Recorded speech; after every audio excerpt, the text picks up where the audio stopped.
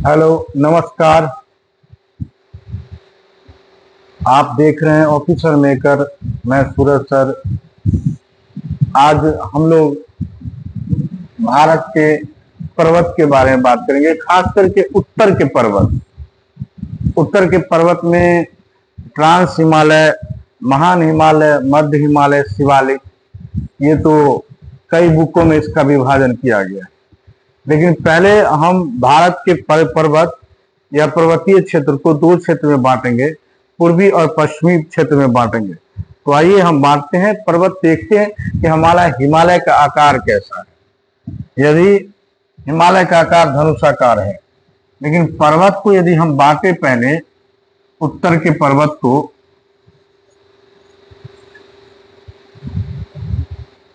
बांटेंगे, उत्तर के पर्वत को, तो ये क्षेत्र आपका नेपाल है। तो यहां से यहां तक का एक क्षेत्र मान लिया है पर्वत, और यहां से यहां मानिए एक क्षेत्र पर्वत। तो इसे हम कहेंगे पश्चिम, पश्चिम का पर्वत। इसे कहेंगे पूरब या पूरब का पर्वत। अब इस क्षेत्र का यदि हम बात करें, आप यहां ले लें, दो साइड में, एक साइड पश्चिम, एक साइड पश्चिम का पर्वत ले लें, एक साइड पूरब का पर्वत ले लें। ऐसे बांट दे पर्वत को।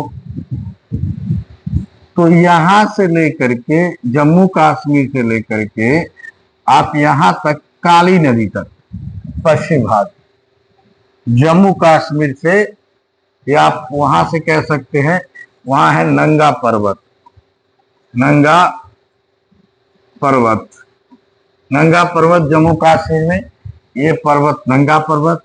और यहां आप ले लें तीस्ता नदी, नेपाल का काली नदी, काली नदी तक का क्षेत्र एक पार्ट में ये है। और यहां ले लें आप सिक्किम में तीस्ता नदी से पूर्वी सीमा तक, तीस्ता नदी से आप पूर्वी सीमा तक ले लें। दो भाग में बांटे। इस क्षेत्र में कौन कौन नदी बहती है ये भी आप ले सकते हैं। लेकिन इससे पहले, पूर्वी और पश्चिमी हिमालय को जानने से पहले, कि यहां से जो दर्रा आएंगे, ये पश्चिमी क्षेत्र का दर्रा है, इधर का दर्रा अरुणाचल प्रदेश के जो दर्रे आएंगे वो सभी दर्रे पूर्वी क्षेत्र का होगा। यहां हिमालय चौड़ी होगी, ये चौड़ी होगी, ये थोड़ी सी पतली क्षेत्र, पूर्वी हिमालय पतली है और पश्चिमी हिमालय चौड़ी क्षेत्र में आती है। सिंधु नदी से लेकर काली नदी तक कह सकते हैं। जाड़े के दिनों में इधर से पछुआ विक्षोभ के कारण इस हिमालय में भी वर्षा होता है। तो आप उधर नहीं जाएगा पछुआ विक्षोभ, तो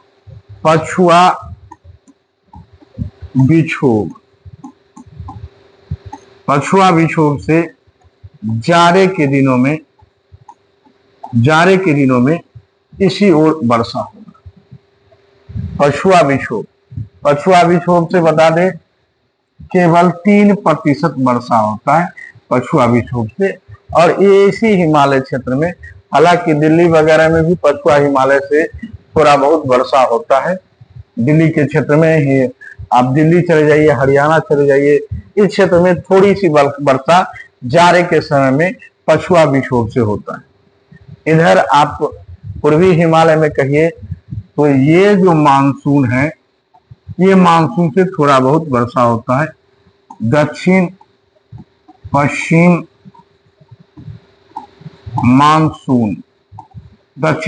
मानसून से पूर्वी हिमालय में वर्षा होगा। दो भागों में बांटे। याद रखिएगा, यहां से ये क्षेत्र नहीं है, ये नेपाल हिमालय है, मैं इसको अलग से पढ़ूंगा। ये नेपाल हिमालय, यहीं तक ये भारत का हिमालय, और ये हिमालय भारत का हिमालय। नेपाल में माउंट एवरेस्ट वगैरह, मकालू वगैरह नेपाल का हिस्सा है, जो अभी हम लोग बांट करके देखेंगे हिमालय। पछुआ वर्षा की बात करें, वर्षा, यदि वर्षा की बात करें, इधर भी वर्षा की बात करें, तो दोनों क्षेत्र में वर्षा होगा, लेकिन वर्षा कम और ज्यादा होगा। इधर कम वर्षा होगा, लगभग 100 सेंटीमीटर इधर वर्षा होगा, और इधर यदि वर्षा की बात करें तो 200 सेंटीमीटर से ऊपर होगा, क्योंकि ये वर्षा, ये मानसून जाकर के इधर बारिश करवाती है। और ये मानसून आपको पता है कि जून के पहला सप्ताह में यहाँ पर केरल के तट पर पहुंचता है ये मानसून। दक्षिण पश्चिम मानसून से ही तो भारत में वर्षा होती है। तो दक्षिणी पश्चिम मानसून जो है जून के पहला सप्ताह में केरल के तट पर पहुंचता है। 9 और 10 जून को लगभग बिहार में प्रवेश करता है, और फिर लौट कर जब आता है तो तमिलनाडु में भी वर्षा करवाता है। लौटता हुआ मानसून से जाड़े के दिनों में तमिलनाडु में भी बारिश होता है, ये भी आप याद रखेंगे। तो ज्यादा कम बारिश होगा यदि अपेक्षाकृत, तो पश्चिमी हिमालय में कम बारिश होगा, पूर्वी हिमालय में अधिक बारिश होगा, ये याद रखिएगा। इसका विस्तार नंगा पर्वत, नंगा पर्वत आप याद नहीं रखेंगे तो एक नदी बहती है सबसे इधर, उसका नाम है सिंधु नदी। आप ये भी कह सकते हैं सिंधु नदी से काली नदी, ये तिस्ता नदी से लेकर पूर्वी सीमा तक ये पतली है, ये चौड़ी है। यहाँ पछुआ विक्षोभ से वर्षा होता है, यहाँ दक्षिण पश्चिम मानसून से वर्षा होता है, यहाँ जाड़े के दिनों में ये वर्षा होता है। वर्षा की मात्रा कम होता है, लगभग 100 सेंटीमीटर, और ये 100 सेंटीमीटर से भी ऊपर होता है। वर्षा की मात्रा आप रेन गेज से माप सकते हैं, रेन गेज से आप वर्षा की मात्रा माप। दूसरी बात, एक जैव विविधता के बारे में पूछता है कि जैव विविधता के लिए उपवन सबसे ज्यादा इंपॉर्टेंट है। जैव विविधता के लिए तो आप जैव विविधता भी देखेंगे।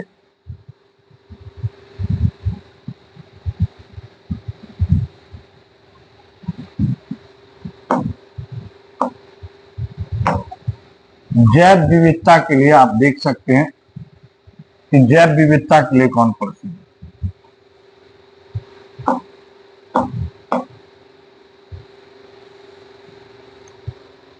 जैव विविधता, जैव विविधता,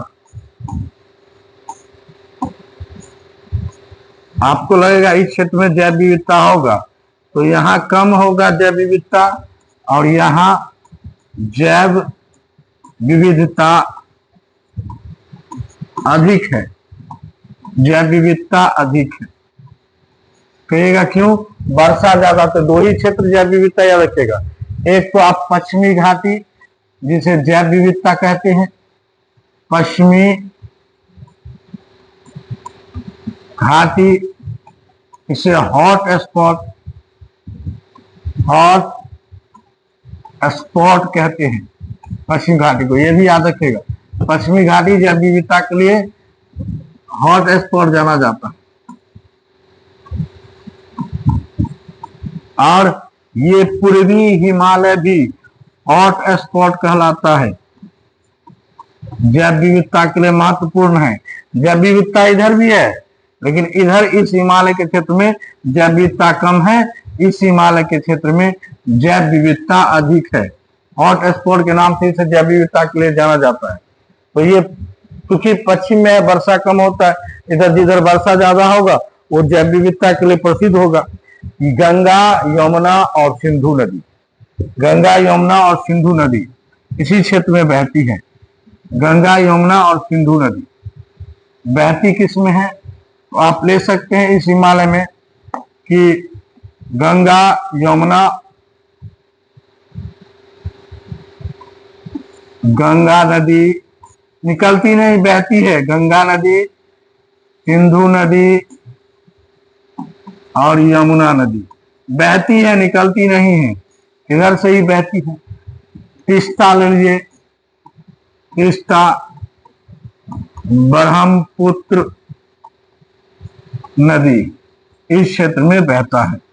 इस तरह से दो भागों में हमने हिमालय को बांट कर देखेंगे, और ये बेहतरीन ढंग से आप हिमालय को बांट कर देख सकते हैं। एक बार बात करें हम इस क्षेत्र का,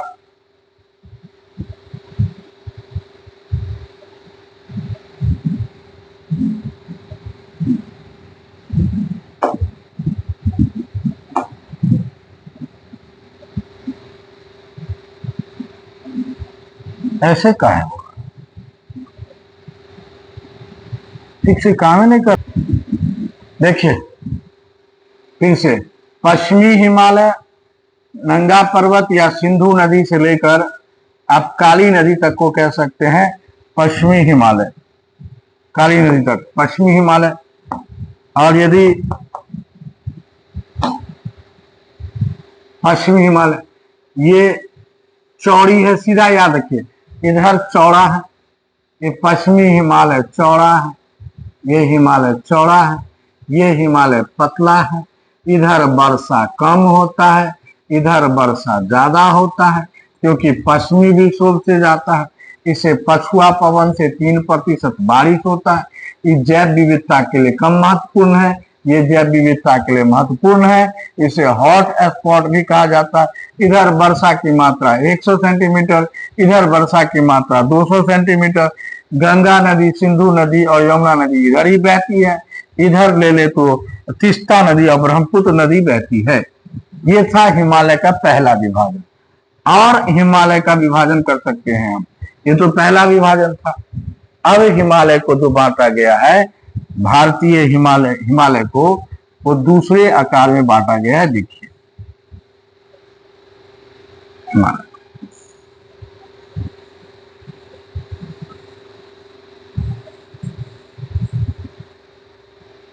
ये देखिए ये हिमालय। पहले तो इसकी आकृति धनुष के आकार की, धनुष के आकार कैसा आकार है? धनुष का आकार। हिमालय की आकृति धनुष का। इस हिमालय को 4 श्रेणी में बांटा गया है।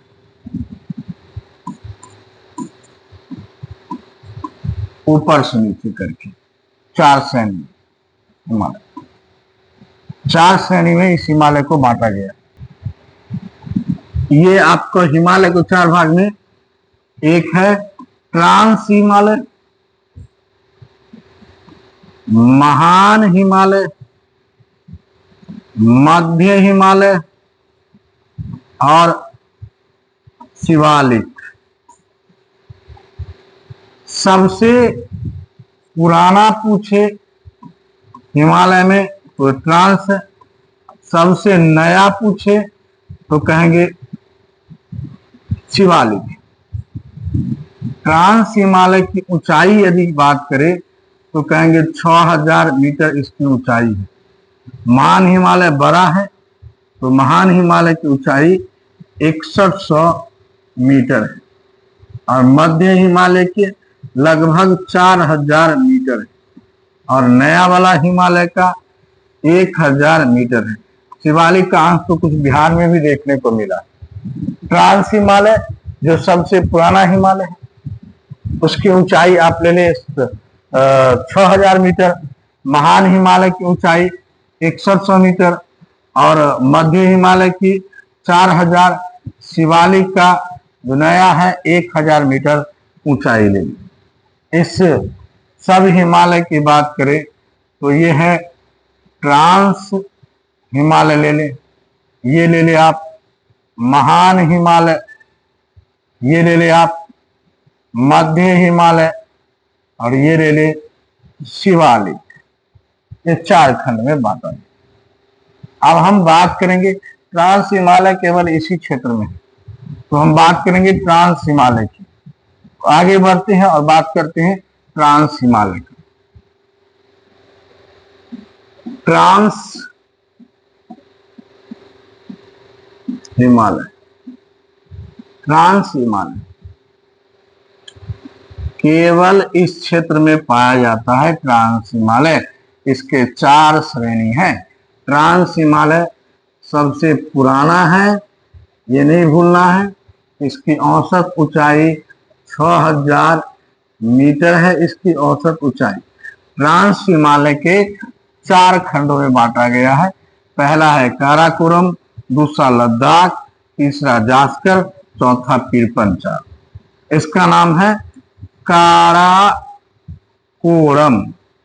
काराकोरम इसका नाम है, लद्दाख इसका नाम है, जास्कर इसका नाम है, पीर पंचाल। पीर पंचाल दर्रा है, काराकोरम दर्रा भी है इस नाम से, लद्दाख का। अब जब ट्रांस हिमालय को 4 भाग में देखें तो ये है काराकोरम, ये है लद्दाख, ये है जास्कर और ये है पीर पंचाल। इसमें समझने का बात यह है कि आपसे पूछेगा कि लद्दाख किधर है, तो काराकोरम के दक्षिण और पूर्व, जैसे लद्दाख के दक्षिण पूर्व जास्कर है, जास्कर के दक्षिण और पूर्व पीर पंचाल है, हर दूसरे का। काराकोरम के दक्षिण पूर्व में लद्दाख है, लद्दाख के दक्षिण पूर्व में जास्कर है, जास्कर के दक्षिण पूर्व में पीर पंचाल। अब इस काराकोरम के K1, ये K1 ये K2, इसी K2 पर्वत है जो इसकी ऊंचाई 8611 मीटर है। भारत की सबसे ऊंची चोटी है, लेकिन पीओके में है, पाक ऑक्युपाइड कश्मीर में है ये काराकोरम। K2 K4 भी है, गैसर ब्लूम कहते हैं। K4 का उतना महत्व है नहीं गैसर ब्लूम का। एक ग्लेशियर है काराकोरम में जिसका नाम है सियाचिन ग्लेशियर। काराकोरम का एक ग्लेशियर सियाचिन ग्लेशियर, जिसे आप याद रखेंगे। काराकोरम का एक ग्लेशियर सियाचिन ग्लेशियर को भी आप याद रखेंगे। इसमें कई ग्लेशियर है, Siachen glacier, Hispar glacier, Baltoro glacier, Biafo glacier, लेकिन एक ग्लेशियर आप याद रखिएगा, इसका एक glacier Siachen glacier, Siachen glacier विश्व का सबसे ऊंचा युद्ध स्थल सियाचिन ग्लेशियर, विश्व का सबसे ऊंचा युद्ध स्थल सियाचिन ग्लेशियर, इससे ऊंचा युद्ध स्थल नहीं है। और इसे भारत ने जब पाकिस्तान इस पर कब्जा करना चाहा तो ऑपरेशन मेघदूत के द्वारा सियाचिन ग्लेशियर पर ऑपरेशन मेघदूत के द्वारा कब्जा किया गया था। सियाचिन ग्लेशियर को कृष्णगिरी के नाम से जाना जाता है, कृष्णगिरी के नाम से सियाचिन ग्लेशियर को जाना जाता है। विश्व का सबसे ऊंचा युद्ध स्थल सियाचिन ग्लेशियर। इसके अलावा यहाँ hispa glacier, Baltoro glacier, Biafo glacier, बहुत सा और ग्लेशियर है, कई ग्लेशियर है, लेकिन सबसे महत्वपूर्ण सियाचिन ग्लेशियर, जिसे कृष्णगिरी के नाम से जाना जाता है। आप ये भी याद रखिएगा, कृष्णगिरी के नाम से जाना जाता है, विश्व का सबसे ऊंचा युद्ध। ज्यादा बातें इसमें आपको याद रखें, केवल सियाचिन ग्लेशियर और K2 याद रखेंगे। इस पर बाल्टेरो, व्यापो, ये ग्लेशियर सब भी है, लेकिन ये ग्लेशियर सियाचिन ग्लेशियर विश्व का सबसे ऊंचा युद्ध स्थल, जिसे कृष्णगिरी के नाम से जाना जाता है। दूसरा लद्दाख श्रेणी में, लद्दाख श्रेणी में तो आप पहले याद रखेंगे, इस पर्वत का नाम है राकापोशी। सबसे अधिक ढलान, ढलान यानी तीखी ढलान, तीखी ढलान, तीखी ढलान वाला पर्वत, सबसे ज्यादा तीखी ढलान वाला पर्वत लद्दाख के पठार, लद्दाख के पठार लद्दाख श्रेणी में है, और इसका नाम है राकापोशी। ये सीधा ढलान है राकापोशी में। और लद्दाख की बात करें तो इसमें आप याद रखिएगा कि लद्दाख का पठार है, नाम है इसका, नाम है लद्दाख का पठार, जो भारत का सबसे ऊंचा पठार, लद्दाख का पठार। और लद्दाख के पठार भारत के सबसे ऊंचा पठार, साथ में लद्दाख और जास्कर श्रेणी के मध्य, लद्दाख और जास्कर श्रेणी के मध्य, लद्दाख और जास्कर श्रेणी के मध्य एक नदी बहती है। लद्दाख और जास्कर श्रेणी के मध्य एक नदी बहती है, इसका नाम है सिंधु नदी। पूछेगा किसके बीच बहता है, तो लद्दाख और जास्कर के बीच एक नदी बहती है, सिंधु नदी। लद्दाख का पठार भारत का सबसे ऊंचा पठार, लद्दाख का पठार भारत का सबसे ऊंचा पठार, लद्दाख का पठार भारत का एकमात्र शीत मरुस्थल लद्दाख, भारत का एकमात्र शीत मरुस्थल लद्दाख, ये भी याद रखेंगे। भारत का एकमात्र शीत मरुस्थल लद्दाख, लद्दाख का पठार, ये भी याद रखेंगे। लेकिन भारत का सबसे ठंडा प्रदेश द्रास, भारत का सबसे ठंडा प्रदेश द्रास यही क्षेत्र में है, जो कारगिल के नाम से जाना जाता है भारत का। जास्कर में द्रास है कारगिल के जगह पर, जो भारत का सबसे ठंडा प्रदेश है। भारत का सबसे ठंडा प्रदेश द्रास कारगिल में है। यहाँ तापमान कारगिल में या द्रास क्षेत्र में तापमान -45 डिग्री सेल्सियस तक पहुंच जाता है। उसके दक्षिण पूर्व में पीर पंचाल है, यही चार है, इसको याद रखेंगे।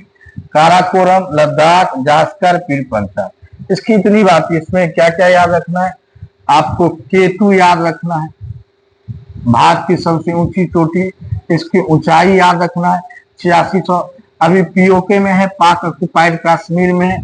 सबसे पुराना हिमालय ट्रांस हिमालय जिसको देखें। उसके बाद सियाचिन ग्लेशियर काराकोरम में है, जिसे कृष्णगिरी के नाम से जानते हैं। ऑपरेशन मेघदूत के द्वारा जीता गया इसे। राकापोशी कहेगा कि सबसे अधिक ढलान वाला राकापोशी, ये भी आप याद रखिएगा। काराकोरम और जास्कर के बीच एक नदी बहती है, जिस नदी का नाम है सिंधु नदी, ये भी पूछेगा। जास्कर मतलब भारत का सबसे ठंडा प्रदेश द्रास जास्कर श्रेणी में है, जहां तापमान -45 डिग्री सेल्सियस तक पहुंच जाती है।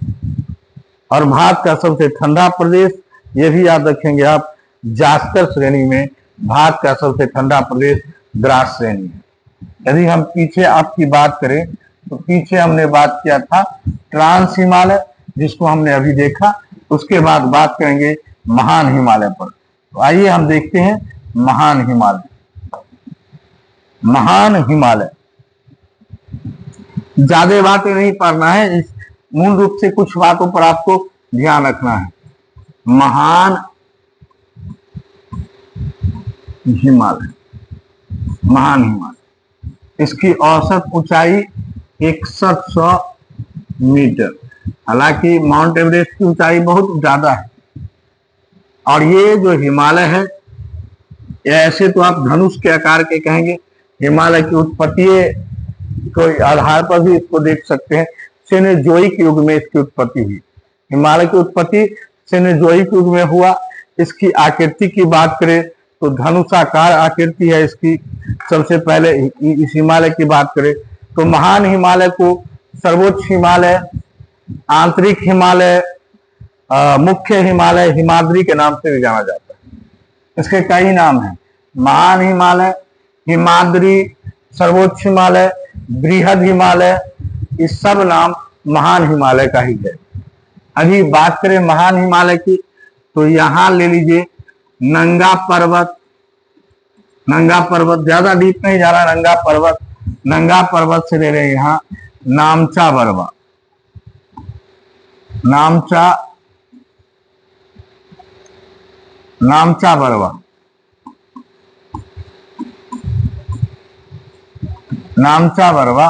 नामचा बरवा अरुणाचल प्रदेश, अरुणाचल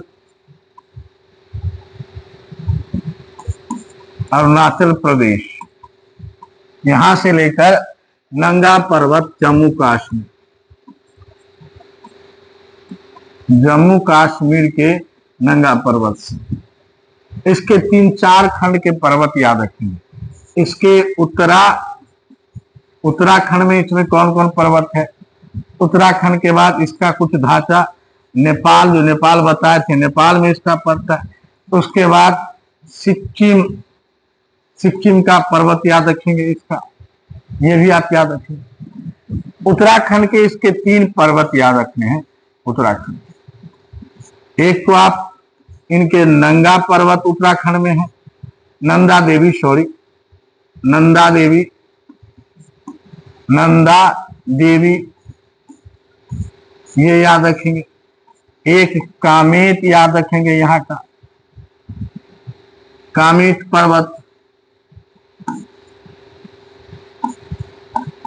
कामेत। और एक और है बंदरपूछ, नहीं याद रखिएगा, इन्हें पूछता है बंदरपूछ, लिख देते हैं बंदरपूछ। ये 2 नंगा पर्वत, फूलों की घाटी नंदा देवी यही है।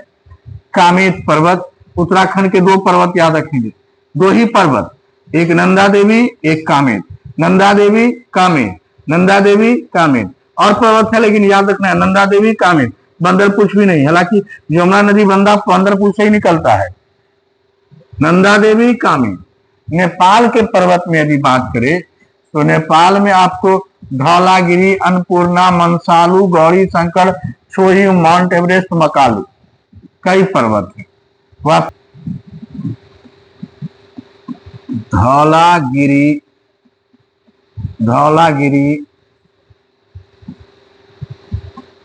अन्नपूर्णा,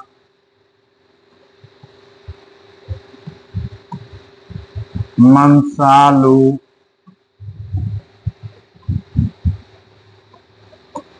गौरी शंकर, छोयू,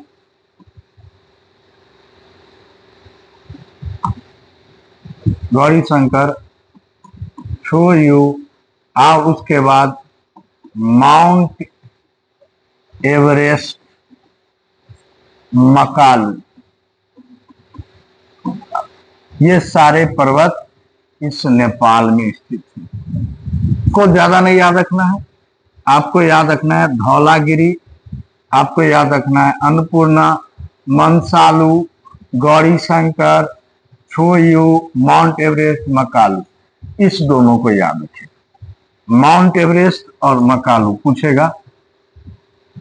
माउंट एवरेस्ट और मकालू कहाँ का पर्वत है?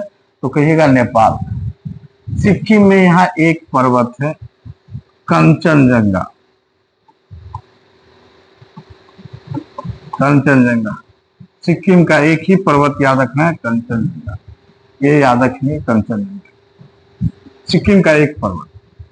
और ये जो क्षेत्र है यहाँ से बहता है ब्रह्मपुत्र नदी,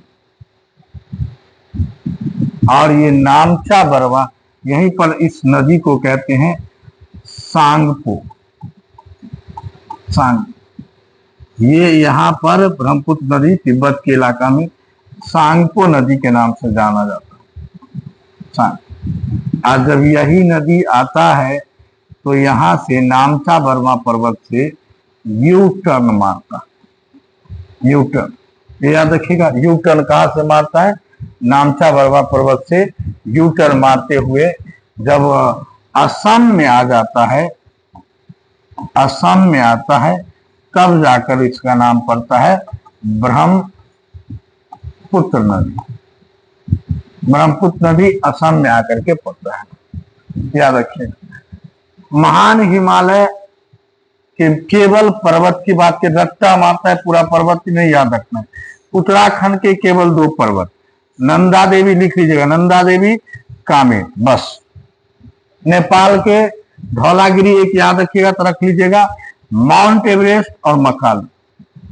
माउंट एवरेस्ट का ऊंचाई 8848 मीटर या 8850 मीटर भी लोग करते हैं। बढ़ते घटता बढ़ता रहता है, उठता अभी भी हिमालय का विस्तार ही हो रहा है। सिक्किम का एक पर्वत कंचनजंगा, महान हिमालय का फैलाव कहां से कहां? नंगा पर्वत से लेकर के नामचा भरवा अरुणाचल प्रदेश तक इसका फैलाव। तो हम लोगों ने देखा महान हिमालय से आगे की परिचर्चा हम नेक्स्ट वीडियो में करेंगे। इसका नेक्स्ट पार्ट आपको अगले वीडियो में देखने को मिलेगा। आज यहीं पर चर्चा रोकते हैं। अच्छा लगे तो लाइक, सब्सक्राइब एवं शेयर करें। धन्यवाद।